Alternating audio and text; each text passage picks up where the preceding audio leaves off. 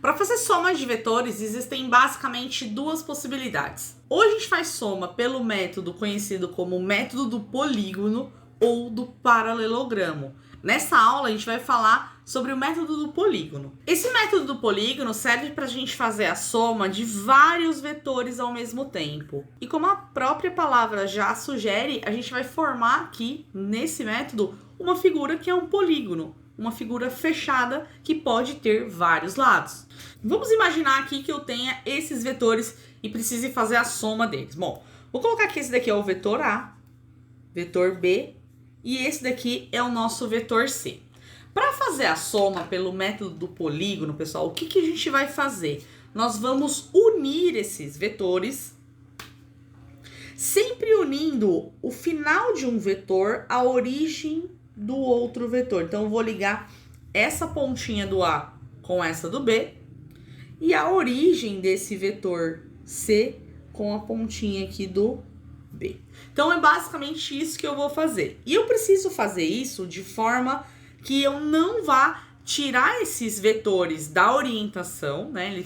Eles precisam continuar apontando para o mesmo sentido e direção. Eu também não posso mexer aqui, ó, no tamanho do vetor, no módulo. Então, eu vou tentar representar aqui exatamente esses mesmos vetores, somente unindo um vetor no outro.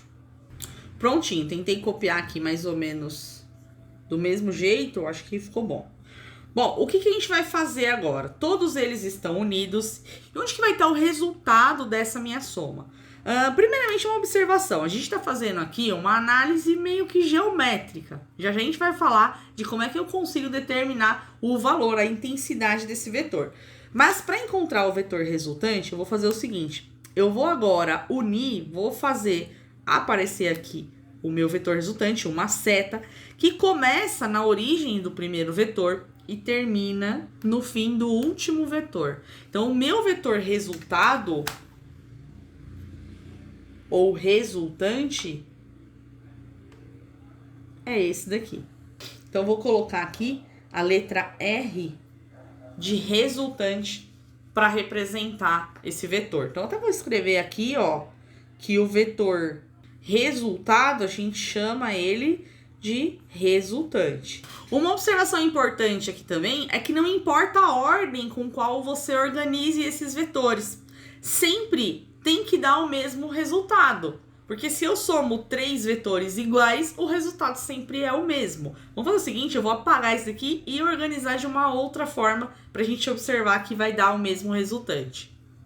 Dessa vez eu vou fazer o seguinte, eu vou pegar primeiro o B, então o B começa mais ou menos aqui. Agora eu vou pegar o vetor A, deixa eu ver o tamanho dele, e agora o vetor B. Trazer ele para cá, sem mudar muito a direção dele. Errei um pouco nos meus cálculos aqui, mas percebam que, novamente, a gente tem aqui que o vetor resultante tá aqui próximo, né, à origem do primeiro vetor que eu coloquei, e termina no final do último vetor, que é o vetor C. Então, não importa a ordem, se você fizer com a régua certinha, você vai encontrar sempre o mesmo vetor resultante. Vamos fazer essa questão aqui da FATEC como exemplo, só para a gente entender mais ou menos como é que fica isso. Bom, dados os vetores A, B e C representados na figura, em que cada quadradinho apresentado ao lado corresponde a uma unidade de medida, é correto afirmar que a resultante dos valores tem módulo de... Bom, para resolver isso daqui, então, vamos organizar esses vetores de forma que a origem de um vetor sempre vai estar ligada ao fim do outro vetor. Eu vou fazer o seguinte, eu vou pegar esse vetor B e vou arrastar ele para cá. Então, perceba que ele fica na diagonal de apenas um quadradinho, certo? Então, deixa eu colocar ele aqui, ele vai sair desse ponto. Então, tá aqui o meu vetorzinho B. O vetor C, vou colocar ele aqui, então, nessa diagonal. Ó, percebam que ele pega a diagonal de 2 quadrados, certo? Então, ele vai sair deste ponto e vir até esse ponto. Deixa eu só marcar aqui. Então, tá aqui o vetor C.